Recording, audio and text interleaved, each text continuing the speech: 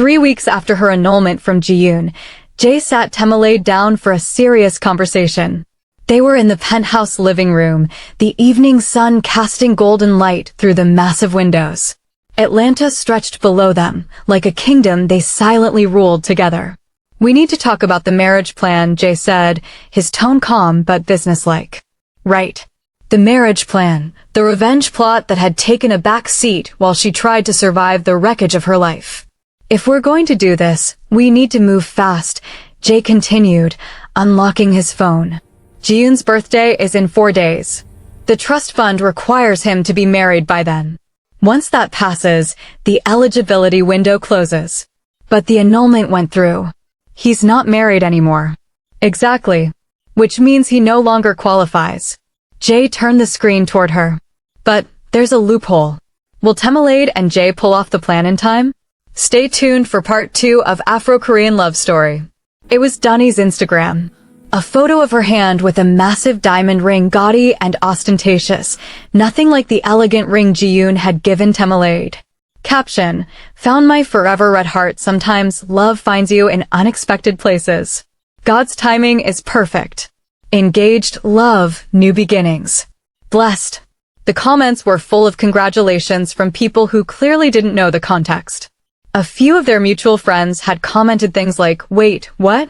When did this happen? And, isn't this really fast?" But mostly, people were buying the fairy tale narrative she was selling. "They're getting married this week," Jae said, his voice tight with barely controlled anger. "Courthouse wedding. Quick, quiet, legal.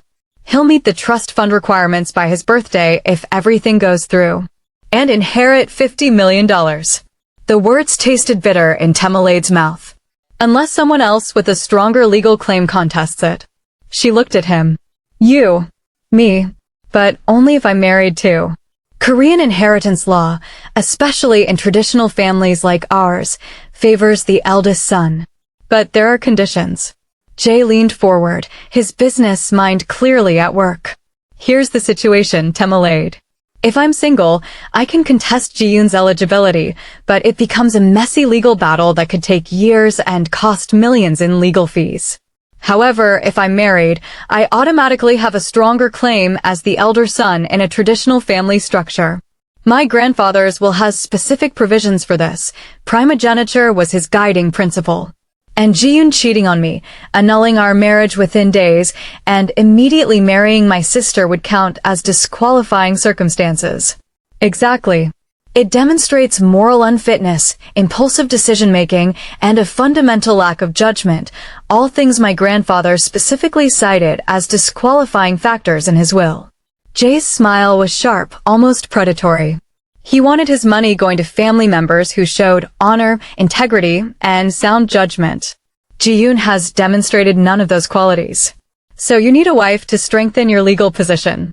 I need you. Specifically you, because you're the best evidence of Ji-yoon's lack of character. He set his phone down, his expression serious. Your testimony, combined with our marriage, creates an ironclad case. You're the woman he wronged. I'm the brother who stepped up. It's a narrative that even the most traditional Korean judges will understand and respect. When would we need to get married?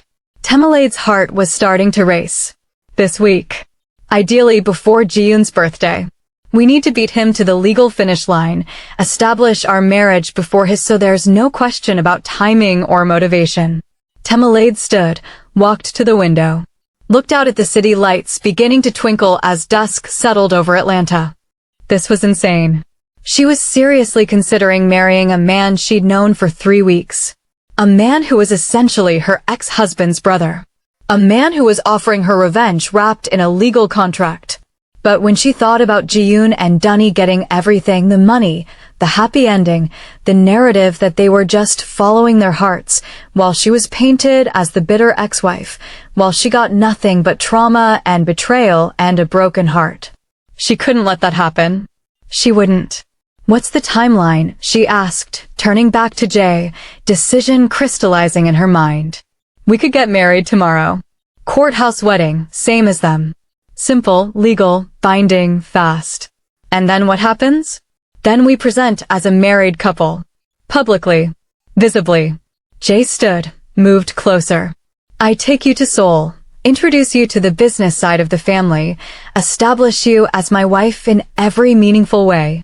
We attend events together, we're photographed together, we build a public narrative of a real, legitimate marriage. For 13 months. For as long as it takes to secure the inheritance and ensure Ji-yoon can never challenge it. Probably 13 to 15 months, yes.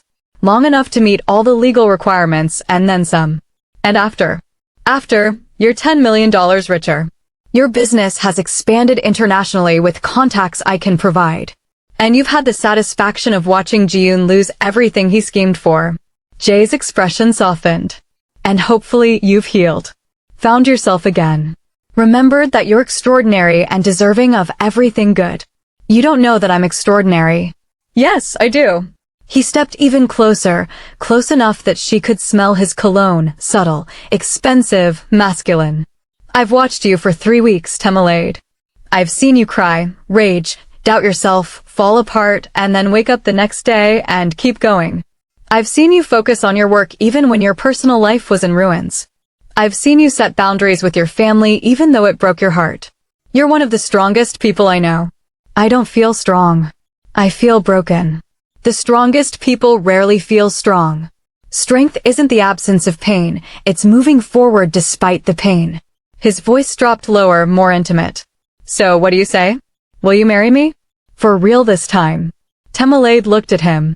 This man who'd shown up out of nowhere and given her shelter, support, safety. Who'd never once made her feel weak or pathetic or broken. Who looked at her like she was worth fighting for, worth protecting, worth something more than she could name. Okay, she whispered, her voice steady despite her racing heart. Let's get married. Jae's smile was slow and devastating, transforming his face completely. Tomorrow. But Jae, yes, I want one thing. Just one thing that's mine. That's real. Anything. Name it. I want to choose my dress. Not a wedding gown, I can't do that again, can't handle that. But something that makes me feel beautiful. Something I choose for me, not for anyone else. Something that's my decision. Done. What else? That's it. Everything else can be practical and quick and courthouse official. But let me have that one thing. That one choice that's entirely mine. Temilade. He took her hand, his grip warm and firm. You can have anything you want. Always. I mean that. The next day, Temilade went dress shopping. Not at a bridal boutique, she literally couldn't handle that. Couldn't walk into a place full of white gowns and veils and happy brides-to-be. Instead, she went to a high-end boutique in Buckhead that specialized in evening wear and had a small collection of African designers. She found it in the back of the store, and it took her breath away. It was a deep emerald green, not the typical Nigerian colors of red or gold, but something different. Something that felt like her, like rebirth, like new growth. The fabric was a silk blend with subtle Ankara print integrated into the design, modern and traditional fused perfectly. It was fitted through the bodice and hips, showing her curves, before flowing into a graceful A-line at the knees. The neckline was an elegant scoop that showed her collarbones and the hollow of her throat without being revealing. It had delicate cap sleeves and a back that dipped just low enough to be elegant and interesting without being dramatic. It was sophisticated. Powerful. Beautiful. Different. She tried a different emerald green gown and ended up choosing one. It was exactly her. I'll take it, she told the sales associate, a stylish black woman who'd been helping her with patience and grace. The woman wrapped it carefully in tissue paper and a garment bag, and as Temilade carried it out of the store, she felt something shift inside her. This marriage to Jae might have started as a business transaction. But this dress? This dress was hers. Chosen by her, for her, representing her. It felt like taking back a piece of herself that she'd lost somewhere along the way. They got married at the courthouse at 2 p.m. on a Wednesday. No guests. No fanfare. No elaborate ceremonies or cultural traditions. Just Temilade, Jae, 2 witnesses, his lawyer and assistant, and a judge who'd seen hundreds of couples say these same vows. But it didn't feel the same as her first wedding. Not even close. Temilade wore her emerald dress with simple gold jewelry, her grandmother's necklace, the one she'd given her before she passed. Jae wore a perfectly tailored black suit with a white shirt and emerald green tie that matched her dress exactly. "I wanted us to coordinate," he'd said when he picked her up. "Is that okay?" It was more than okay. It felt intentional, thoughtful, like they were actually in this together. They stood in front of Judge Martinez, a stern-looking Latina woman in her 60s who clearly didn't care about romance or elaborate vows. She just cared about the law. "Do you, Jae Park, take Temilade Adebayo to be your lawfully wedded wife?" "I do." His voice was steady, sure, unwavering. "Do you, Temilade Adebayo, take Jae Park to be your lawfully wedded husband?" Temilade looked at Jae, at this man who'd given her shelter when she had nowhere to go, who'd helped her rebuild when she felt shattered, who'd never once asked for anything in return, who'd only given and protected and supported. "I do." Her voice was clear, certain. "By the power vested in me by the state of Georgia, I now pronounce you husband and wife. You may kiss the bride." They looked at each other. This was for the paperwork, for the legal binding, for the official record. It didn't have to mean anything beyond that. But when Jae leaned in, when his lips touched hers, something sparked. Something real and electric and unexpected. It was gentle, chaste. A press of lips, nothing more. Appropriate for the setting. But it felt like a promise. Like the beginning of something she couldn't quite name yet. When they pulled apart, his dark eyes searched hers. "Okay," he asked softly. "Okay," she whispered back, her heart beating faster than it should for a fake marriage. They signed the papers. Made it official. Mrs. Temilade Park. Again. But different this time. Completely different. This time, she chose it. This time, it was on her terms. That evening, Jae took Temilade to dinner at a private Korean restaurant in Duluth, where the owners knew him personally and the food was authentic and absolutely incredible.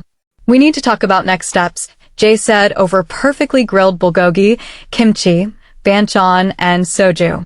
"Seoul?" Temilade guessed, already anticipating the answer. "Yes. I need to go back next week. Board meetings, business obligations I've been postponing as long as possible." He poured her more soju. She was developing a taste for it. "I'd like you to come with me. I want you there." "For how long?" "A few months initially. Long enough to establish your presence as my wife, to integrate you into the social circles that matter for the inheritance case, to make this marriage look completely real and legitimate." He paused. "But I don't want you to feel trapped or controlled. If you need to come back to Atlanta for your business, for your family, for any reason, we'll make it work. The goal is flexibility within structure. What will people think about us getting married so fast after?" Temilade gestured vaguely, unable to finish the sentence. "They'll think what they always think about strategic marriages in families like ours, that there's probably a business component, that it's calculated, that we're both getting something out of it." Jae smiled slightly. "The difference is, they'll be absolutely right. But they'll respect it because it's honest and logical. Won't your family ask questions? Won't they be suspicious? Probably. But my family has been pressuring me to settle down for years. They've paraded countless suitable women in front of me, daughters of business associates, socialites, models. They'll be relieved I'm finally married, regardless of the timeline." He took a sip of soju. "They value results over process. And when they find out about Ji-yoon, about what happened, that's where it gets interesting." Jae leaned back, his expression calculating. Ji-yoon will have to tell them he was married and annulled within days due to infidelity. He'll have to explain that he's now engaged to his ex-wife's sister. In traditional Korean families, especially ones as conservative as ours, that kind of scandal brings shame to everyone. It reflects poor judgment and moral weakness. So he loses the moral high ground with your family. Exactly. And when I present you, educated, successful, elegant, accomplished, culturally aware as my wife, the contrast will be stark. His eyes met hers. "You're everything our family values. Dunni is not." It felt harsh, but it was also strategic. This was about positioning, about narratives, about winning a game Temilade hadn't even known she was playing. I've never been to Seoul, she admitted, feeling suddenly nervous. I've never even been to Asia. You'll love it. It's chaotic and beautiful and overwhelming and somehow meditative all at once. Jae's expression softened, became almost tender. It's ancient and modern existing in the same space. Kind of like Lagos, from what I've read. This intense energy that's both exhausting and exhilarating. You've researched Lagos? Temilade was surprised, touched. Of course. You're Nigerian. I wanted to understand your cultural context, your reference points. He looked almost embarrassed. I've been reading about Yoruba culture, Nigerian history, your country's art and design movements. I want to understand you better. Temilade's heart did something complicated in her chest. This man who barely knew her was putting an effort to understand her background, her culture, her identity. Ji-yoon had never done that. Not once in 2 years. I'll take care of you in Seoul, Temilade. I promise you that. Jae's voice was serious, committed. You keep making me promises. Because I intend to keep every single one. They flew to Seoul the following week. First class on Korean Air, obviously. Jae's assistant had arranged everything with meticulous precision, Temilade's visa, travel documents, even a new passport that listed her married name. The flight was 13 hours. Temilade slept for most of it, exhausted from the emotional whirlwind of the past month.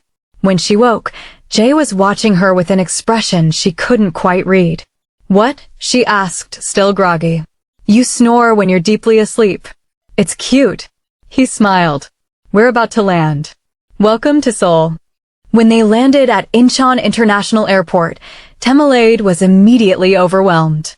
The airport was massive, modern, gleaming, all glass and steel and efficient Korean design. Crowded with people moving with purpose. Signs in Korean, English, Japanese, Chinese. Announcements in multiple languages. Technology everywhere. Robots, digital displays, automated systems. Jae navigated it all effortlessly, his hand on her lower back, guiding her through customs, where the officers bowed respectfully to him, through baggage claim, to a waiting car where a driver stood holding a sign that said Park in English and Korean. The drive into Seoul was surreal.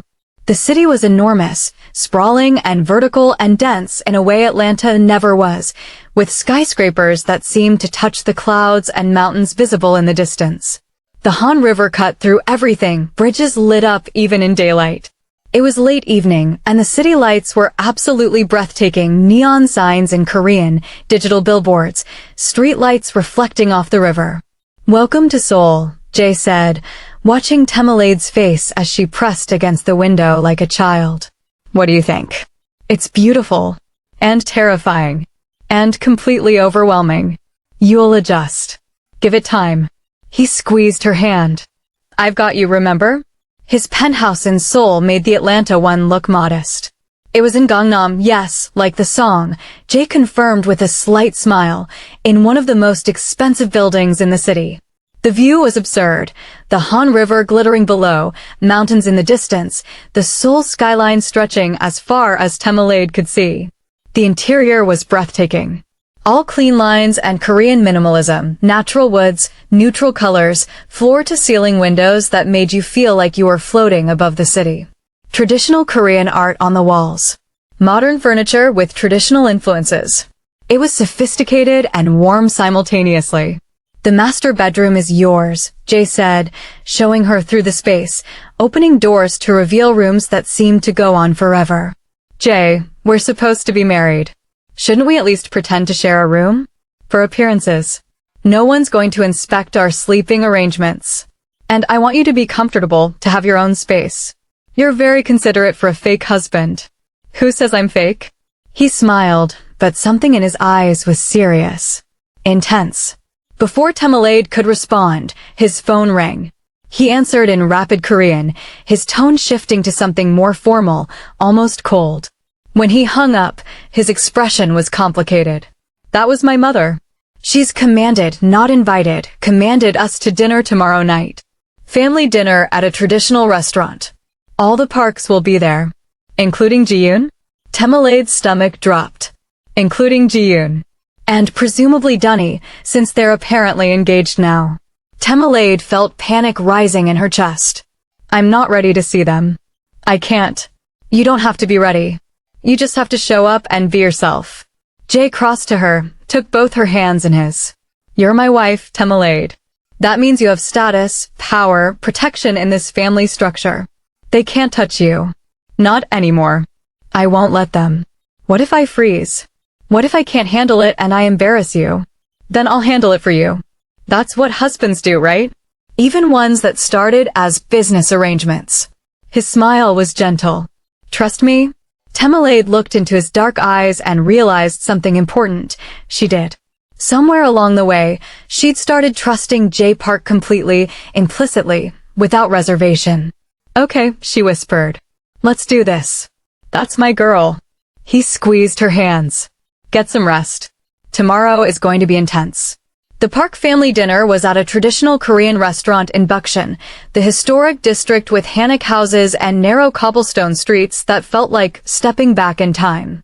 The restaurant was exclusive, the kind of place that didn't advertise and only served people with connections. Private room. Low tables. Cushions on the floor instead of chairs. Formal beyond anything Temilade had experienced. The walls were traditional Korean architecture, all dark wood and paper screens. It smelled like grilled meat, garlic, sesame oil, and something floral she couldn't identify. Temilade wore her emerald dress again, but a different design. It felt like armor, with her hair styled in an elegant updo that showed off her grandmother's necklace. She looked like she belonged at this table. She looked powerful without being aggressive. She looked like someone worthy of respect. She felt like she was going to throw up. Jae's family was already there when they arrived. His mother, Mrs. Park, elegant and cold in traditional hanbok, her hair perfectly styled, her makeup subtle but flawless. His father, Mr. Park, older and distinguished with steel gray hair and an expression that gave away nothing, wearing a dark suit that probably cost more than most people's cars. Aunts, uncles, cousins Temilade didn't recognize, all dressed formally, all watching them with varying degrees of curiosity and judgment. And at the far end of the table, looking like they wanted to disappear, Ji-yoon and Dunni. Ji-yoon looked terrible. Thinner than Temilade remembered, with dark circles under his eyes that even good concealer couldn't hide. He wouldn't look at her, kept his eyes fixed on his plate. Dunni looked defiant and uncomfortable simultaneously. She wore a red dress that was too tight, too short, too much for the formal setting, all wrong for the traditional Korean family dinner. Her makeup was heavy, her hair styled in loose curls that didn't match the formality of the occasion. Her engagement ring, massive and gaudy, caught the light as she reached for her water glass with a shaking hand. She looked out of place. Like she didn't belong. Which Temilade realized with grim satisfaction she didn't. Hyung, Ji-yoon said quietly when they entered, his voice barely above a whisper. Mother told me you were bringing your wife. I didn't realize. I didn't know it would be. Didn't realize what? That I'd married Temilade. Jae's voice was pleasant, conversational, but there was steel underneath. Surely you of all people understand how quickly one can decide to marry. You seem to have mastered the art of rapid engagements. The barb landed perfectly. Ji-yoon flinched. Dunni's face flushed red. Jae's mother stood, approached them with measured steps. Her eyes swept over Temilade, assessing every detail, her dress, her jewelry, her posture, her expression, judging, calculating. Then she smiled. Cold but polite. Temilade, welcome to our family. Officially this time. Thank you, Mrs. Park. It's an honor to be here. Temilade bowed slightly. Jae had taught her the proper angle for greeting elders. Your Korean will need improvement, but we can arrange tutors. Her tone was matter-of-fact, neither warm nor hostile. I've already begun studying. I want to understand my husband's language and culture properly. It's important to me. Something shifted in Mrs. Park's expression. Approval, maybe? Good. Sit. They sat.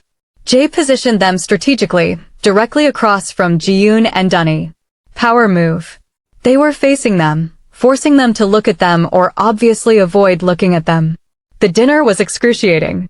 Course after course of traditional Korean food, some Temilade recognized from her previous visit, most she didn't. Kimchi, japchae, galbi, various banchan she couldn't name. Conversation flowed in Korean that she couldn't follow, though Jae quietly translated the important parts, his voice low and close to her ear. Then, halfway through the meal, Jae's father spoke. In English. Deliberately. So, Jae, this marriage was quite sudden. Yes, Jae agreed calmly, not rising to the bait. When you know, you know. And you knew after Ji-yoon's wedding ended? The question was pointed, probing. I knew before Ji-yoon's wedding. Jae's voice was steady. I'd noticed Temilade for years. When Ji-yoon's marriage ended, I saw an opportunity to pursue something I should have pursued long ago. An opportunity, his father repeated, tasting the word. To marry your brother's ex-wife. The table went completely silent. Even the servers seemed to freeze. To marry a woman who deserved better than she'd been given. Jae's voice hardened like tempered steel. Ji-yoon made his choices. I made mine. Ji-yoon set down his chopsticks with a clatter. Hyung, can we not do this here? Do what? Acknowledge that you married Temilade for inheritance benefits and then annulled the marriage within days to be with her sister. Jae's voice was conversational but devastating. I think that's relevant context, don't you? Given that we're discussing family marriages and their legitimacy. Dunni's face flushed bright red. That's not fair. Life isn't fair, Dunni. But karma is remarkably efficient. Jae's eyes were cold as he looked at her. How's that working out for you? Enough, Mr. Park said, his voice commanding. This is family dinner, not a courtroom. Then perhaps we should discuss family matters, Jae said smoothly, pivoting like the skilled negotiator he was. Like grandfather's will. And the trust fund requirements. And who actually deserves to inherit based on the moral character clauses he specifically included. Ji-yoon's face went white. Dead white. The will is clear, Mr. Park said carefully. Both sons are married. Both are potentially eligible. Both sons are married now, yes. But the will specifies a marriage of honor and integrity, demonstrating sound judgment and moral character. Jae quoted it perfectly. Does Ji-yoon's situation meet those criteria? A marriage of 4 hours followed by immediate annulment for infidelity, followed by engagement to his ex-wife's sister. The silence was deafening. Then Jae's mother spoke, her voice sharp. You're contesting the inheritance? I'm ensuring it goes to someone who earned it through character and judgment, not manipulation and betrayal. Jae's voice was final. This is about money, Ji-yoon said bitterly, finally looking at his brother. You're doing this for money. No, little brother. I'm doing this for principle. Jae stood smoothly, helped Temilade to her feet. The money is just a bonus. Thank you for dinner, mother, father. Temilade and I have other obligations this evening. They walked out of the private room with measured steps, dignified and controlled. In the car, Temilade finally breathed. That was brutal, she said, her hands shaking slightly from the adrenaline. That was necessary. Jae looked at her, his expression softening.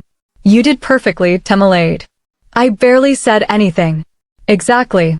You let your presence speak for itself. He took her hand. You were elegant, composed, respectful, everything they value. Meanwhile, Dunni looked desperate and out of place, and Ji-yoon looked guilty and weak. The contrast did all the work for us. Your family hates me. My family doesn't know what to make of you. There's a difference. His thumb rubbed circles on the back of her hand. Give them time. They'll come around. And if they don't? He shrugged. You're my wife, Temilade. Not theirs. Their approval is optional. And if they never approve? Then they miss out on knowing an extraordinary woman. Their loss. His smile was warm, genuine. You're stuck with me regardless.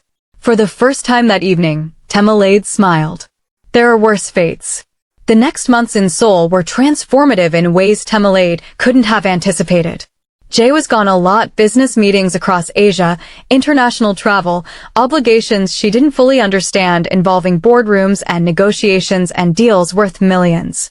But when he was home, they fell into a rhythm that felt surprisingly natural. Morning coffee together before he left for work. He'd learned she liked hers with cream and honey, always had it ready. Evening dinners where they'd talk about their days, swapping stories about cultural differences and business challenges and the funny things they'd noticed. Weekends exploring Seoul, the palaces with their intricate architecture, the markets bursting with color and life, the neighborhoods that felt like stepping into different eras, the street food that was so good it made her want to cry. He introduced her to his friends, successful, sophisticated people who welcomed her warmly once they realized she was genuinely interested in their culture, not just playing a role. To business associates who became clients for her design work, hotels, luxury apartment complexes, wealthy individuals who wanted spaces that blended Korean aesthetic principles with international sophistication. Temilade started a blog about Afro-Korean design fusion, the overlap between Nigerian patterns and Korean minimalism, the ways traditional crafts from both cultures could inform contemporary design. It exploded. Within weeks, she had 100,000 followers, interview requests, collaboration offers. Jae was her biggest supporter. He'd share her posts, introduce her to contacts, brainstorm ideas with her late into the night. And somewhere in there, something shifted between them. It started small. Jae remembering exactly how she took her tea, slightly oversteeped jasmine with a touch of honey. Bringing home street food he thought she'd like, tteokbokki that reminded her of Nigerian spicy snacks, hotteok that was sweet and comforting. Texting her photos throughout his day of things that made him think of her, art installations, interesting architecture, a funny sign in Konglish, a sunset over the Han River. Temilade waiting up for him when he worked late, even though she didn't have to. Learning Korean more seriously so she could understand conversations around her, so she could connect with his language and culture on a deeper level. Wearing colors she'd noticed he complemented emerald green, deep purple, royal blue. Cooking Nigerian food for him, jollof rice, egusi soup, puff puff, watching his face light up as he tasted new flavors. One night, about 3 months into their marriage, they were on his penthouse terrace. The Seoul night spread out below them like a carpet of diamonds, the Han River reflecting city lights like liquid silver, the air crisp with the first hints of autumn. Temilade, Jae said quietly, his voice carrying a weight she hadn't heard before. Can I ask you something? Of course. She turned from the view to face him. Why haven't you dated anyone? His eyes were intense, searching. Temilade blinked, confused. What? In the last 3 months. You're free to see other people. That was part of our agreement. Separate lives, separate freedoms, no expectations. But you haven't. At least, I don't think you have. How do you know that? Her heart started beating faster. Because I pay attention to you. Maybe more than I should. His jaw tightened. So why haven't you dated anyone? Temilade looked out at the city, trying to find words for something she'd barely admitted to herself. Because I don't want to, she said finally, her voice quiet. Because this doesn't feel fake anymore, Jae. Silence. Heavy, charged silence. Then, it hasn't felt fake to me for months. Temilade turned to look at him. He was watching her with an expression that made her breath catch, hunger, longing, hope, fear all mixed together. When, she whispered. When did it stop being fake for you? He was quiet for a long moment, his hands gripping the terrace railing. Then, that first night, in the hotel, when you looked at me with your whole life shattered around you, and you said, okay, to my insane proposal. When you trusted me enough to take my hand even though I was essentially a stranger. His voice was rough with emotion. That's when I knew. Knew what? That I was in trouble. That I'd offered you a business arrangement and was already halfway to falling in love with you. He turned to face her fully. And now, 3 months later, I'm not halfway anymore. I'm completely gone. The words hung in the air between them like a confession, like a gift, like a challenge. Jae, I know this wasn't the deal. You signed up for a fake marriage, a business transaction, revenge with financial compensation. Not whatever this is. His hands gestured between them. And if you want to keep it strictly business, I'll respect that. I'll never mention this again.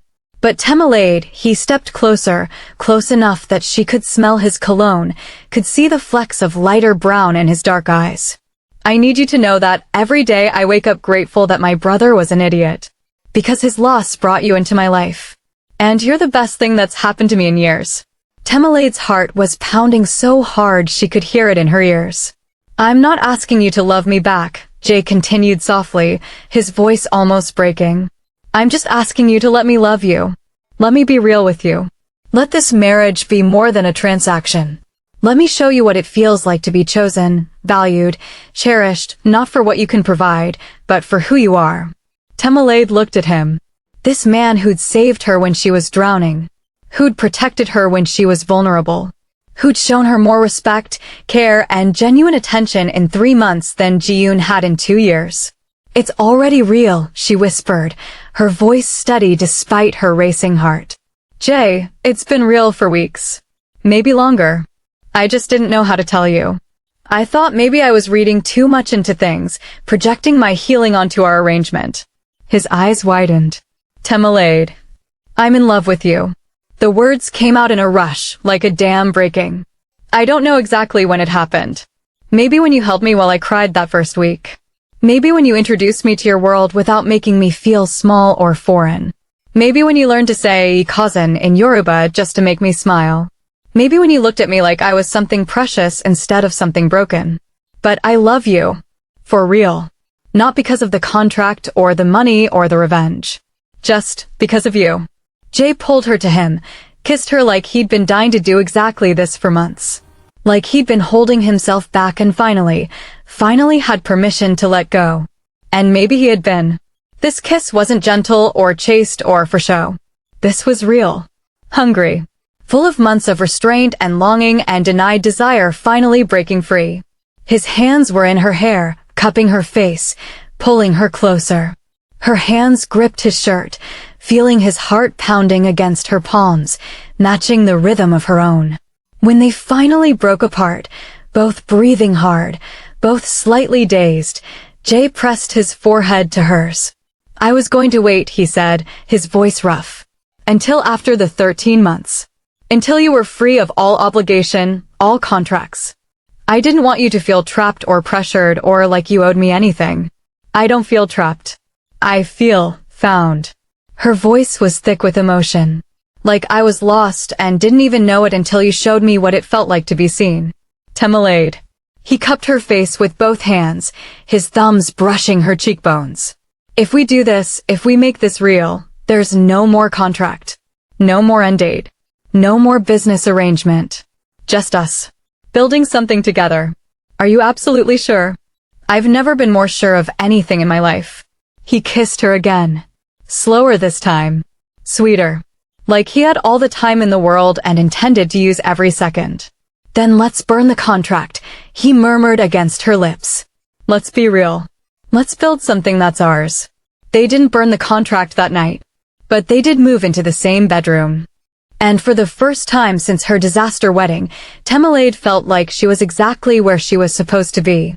Like all the pain and betrayal and heartbreak had led her exactly here, to this man, to this moment, to this unexpected love that felt more real than anything she'd experienced before. It's been exactly 1 year since the night Temilade found Ji-yoon and Dunni together in that hotel bathroom. A lot has changed. Ji-yoon and Dunni did get married. They lasted 7 months before divorcing messily and publicly. Turns out, a relationship built on betrayal, lies, and selfishness doesn't have a strong foundation. Who knew?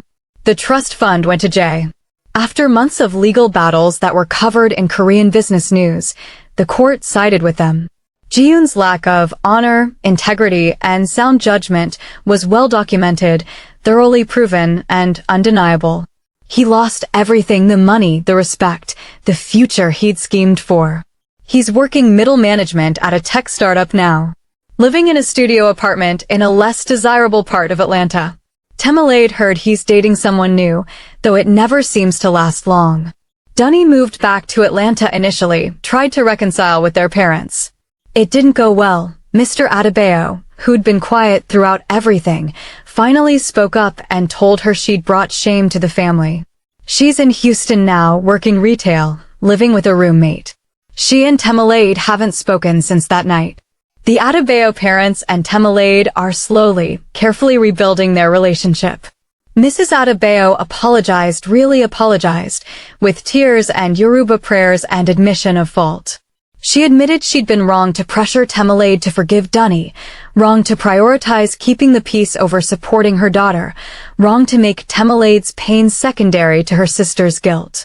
Mr. Adebayo never stopped supporting his eldest daughter, and their relationship is stronger now than it's ever been. They're getting there, one phone call, one visit at a time. And Temilade and Jae? They're real. Completely, messily, beautifully real. Temilade's design business, Adebayo Interiors, has offices in Atlanta, Seoul, and now Lagos. She finally took that Nigerian hotel contract, and Jae came with her, met her extended family.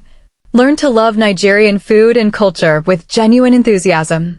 They split their time between 3 cities, creating spaces that blend Korean minimalism, Nigerian richness, and contemporary design in ways that feel revolutionary. Her Afro-Korean design blog evolved into a full platform with over 500,000 followers. She's been featured in Architectural Digest, Wallpaper, and Design. She's given TED Talks about cultural fusion in design. She's exactly where she always wanted to be professionally, but now she has a partner who celebrates her success rather than being threatened by it.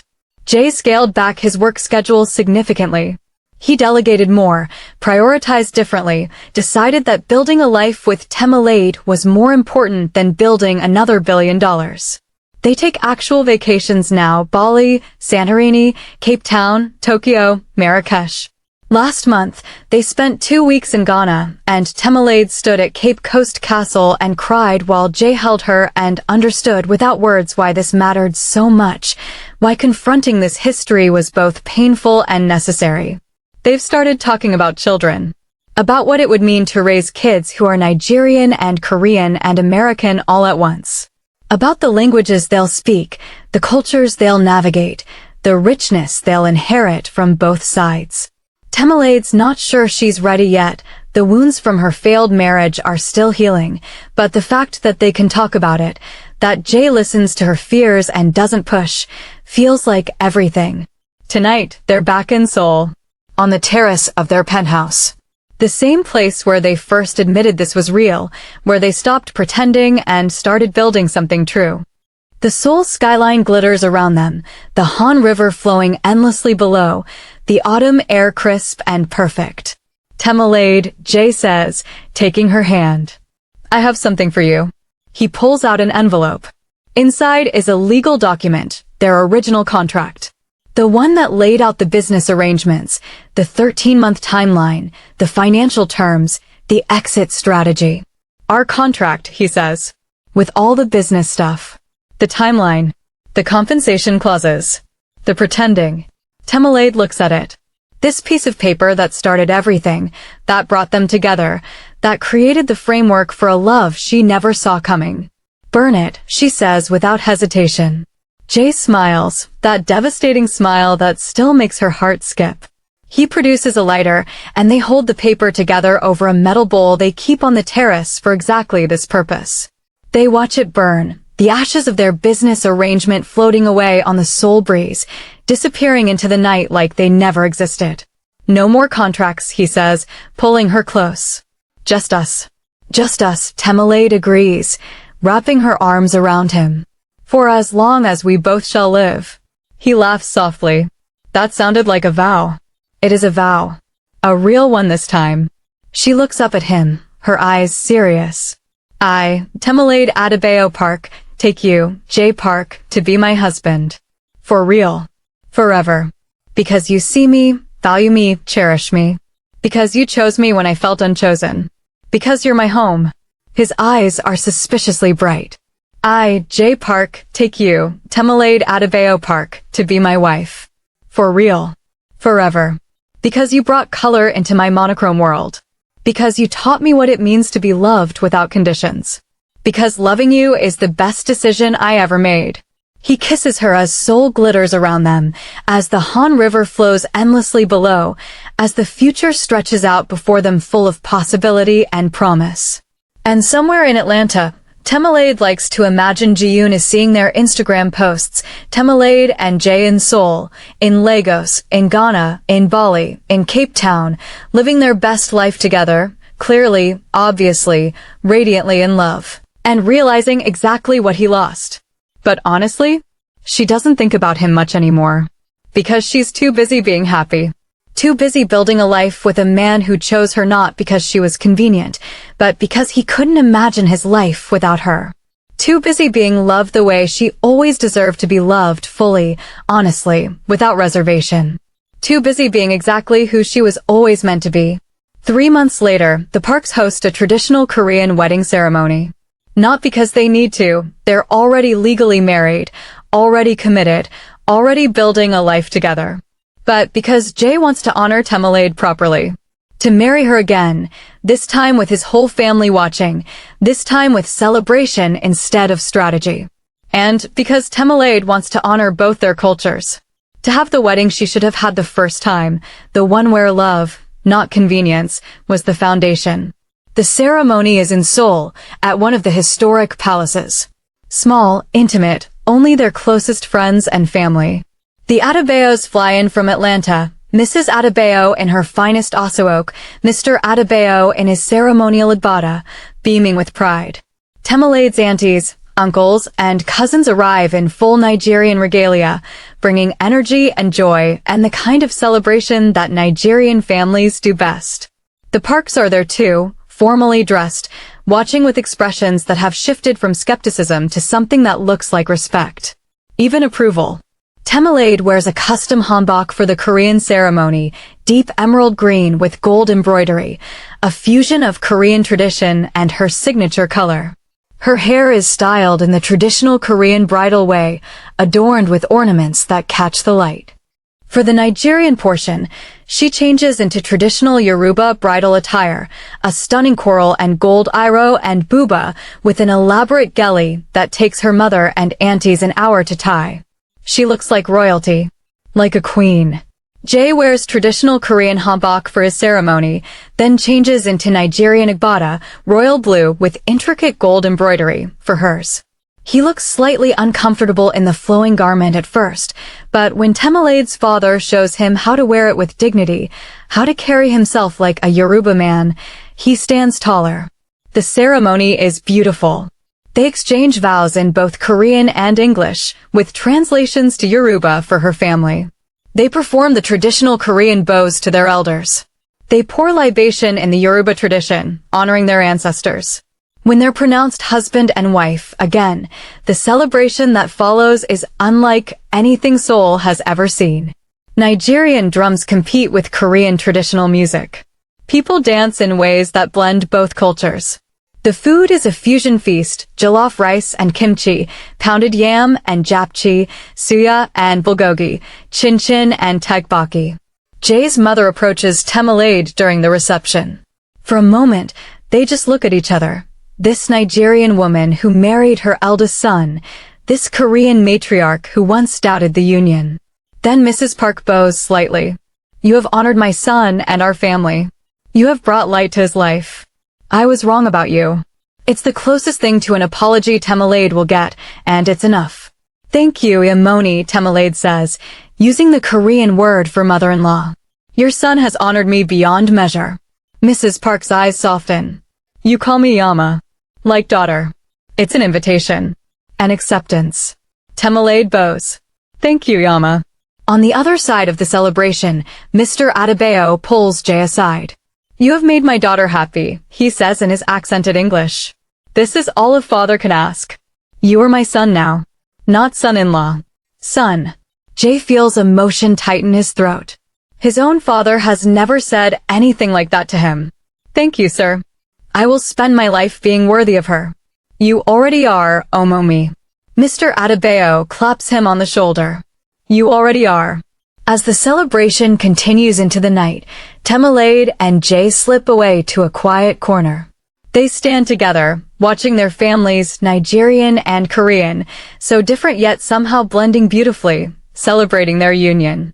We did it, Temilade says softly. We actually did it. Did what?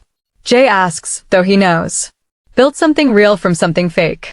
Turned a business arrangement into a love story. Proved that sometimes the worst thing that happens to you leads you exactly where you need to be. You did that, Jae corrects gently. You had the courage to trust again after being betrayed. You had the strength to choose yourself when everyone else wanted you to choose forgiveness. You had the grace to let me in when you had every reason to build walls. We did it together, Temilade insists, taking his hand. I couldn't have done any of this without you. Partners, he asks, echoing their very first conversation about their arrangement. Partners, she confirms. In business, in life, in everything. Forever. He kisses her softly, sweetly, as their families celebrate around them, as two cultures blend into one beautiful celebration, as their story continues to unfold in ways neither of them could have predicted.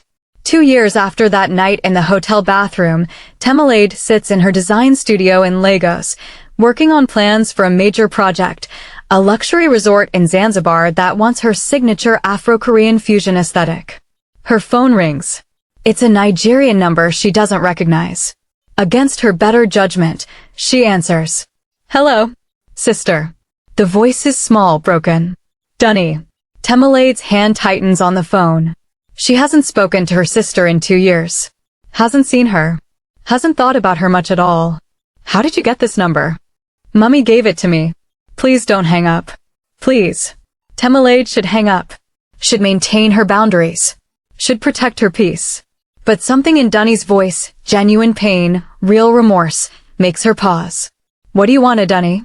To apologize. Really apologize. Not to ask for forgiveness, I know I don't deserve that. Just to say I'm sorry. For everything. Temilade is quiet. Waiting. I was jealous, Dunni continues, her voice thick with tears. My whole life, I was jealous of you. You were smarter, more successful, more loved. And I hated it. I hated feeling small next to you. So when Ji-yoon paid attention to me, told me I was exciting and spontaneous, and everything you weren't. I let myself believe it meant something. I let myself destroy you to feel important. And now? Temilade asks, her voice carefully neutral. Now I understand what I lost. Not Ji-yoon, he was never worth keeping. But you. My sister. My only sister. The person who loved me most in the world, and I threw it away for a man who didn't even respect me enough to stay. Dunni's voice breaks. I don't expect you to forgive me. I just wanted you to know that I know what I did. I know I can't take it back. And I'm sorry. So sorry. Temilade closes her eyes. Feels old pain resurface, but also something else. Not forgiveness, exactly. But maybe the beginning of release.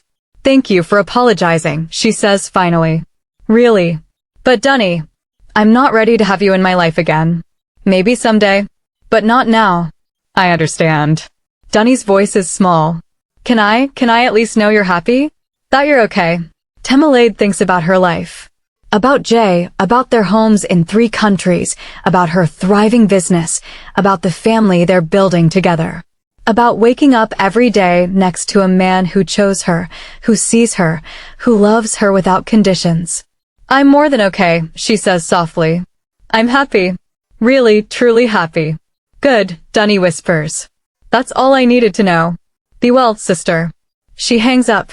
Temilade sits there for a long moment, processing. Then she calls Jae. Hey, he answers immediately. Everything okay? Dunni just called. A pause. Do you want me to come home? That's what Temilade loves about him. Not trying to solve it, not telling her what to do. Just asking if she needs him. No, I'm okay. She apologized. Really apologized. I told her I wasn't ready to reconnect. How do you feel? Sad. But also lighter? Like I can finally let go of some of the anger I've been carrying. That's good, baby. That's really good. His voice is warm, proud. I'm proud of you. I love you, Temilade says. I love you too. See you tonight. See you tonight. She hangs up, looks around her Lego studio, filled with designs that blend her heritage with her present, that honor where she came from while celebrating where she's going. Her phone buzzes with a text from Jae, bringing home your favorite suya. And that chin-chin you like from the market. She smiles. This is her life now. A man who brings her favorite foods without being asked. Offices in 3 countries. A marriage built on respect, partnership, and genuine love. A family that spans continents and cultures. She wouldn't change a thing. Well, maybe one thing. She wishes she'd never had to go through that night in the hotel bathroom, never had to experience that betrayal. But then she realizes, if it hadn't happened exactly that way, she never would have met Jae. Never would have discovered what real love feels like. Never would have built this life she loves. Sometimes, she thinks, the worst moments lead to the best destinations. Her phone buzzes again. This time it's a photo from Jae, him in the market, surrounded by aunties who are clearly delighted by this Korean man speaking broken Yoruba and buying Nigerian snacks. The caption, "Your people have adopted me. I now have 7 new mothers. Send help." Temilade laughs out loud, joy bubbling up from somewhere deep inside. This is her happy ending. Not the one she planned, not the one she expected, but somehow better than anything she could have imagined. And that's Temilade's story. From the worst night of her life to finding real love with the man who saved her when she was drowning. If this story taught you anything, let it be this. Sometimes the worst betrayal redirects you to your greatest blessing. Temilade's first marriage was built on lies, manipulation, and convenience. Her second marriage started as a business arrangement but became the realest, truest thing in her life, because it was built on respect, honesty, and genuine partnership. And Ji-yoon? Well, karma really is remarkably efficient. He lost $50 million, his family's respect, his marriage to Dunni, and the woman who would have loved him faithfully if he'd just been honorable. Meanwhile, Temilade gained everything: love, success, family, and a partner who would fly across the world to protect her. Some relationships are meant to break you open so you can rebuild yourself stronger. Some people are meant to leave your life so better people can enter. And sometimes, the man who walks in during your worst moment becomes the man who stays for all your best ones. Smash that like button if you're Team Jae. Subscribe for more stories about people who refused to be victims and found their happily ever after in the most unexpected places. Comment below. Would you have married the brother? What would you have done in Temilade's situation? Let's discuss. Thanks for watching, and remember, you deserve someone who sees you, values you, respects your culture, and would move heaven and earth to protect your peace. Don't settle for less. Ever. The right person won't make you feel like a transaction. They'll make you feel like a treasure. See you in the next story.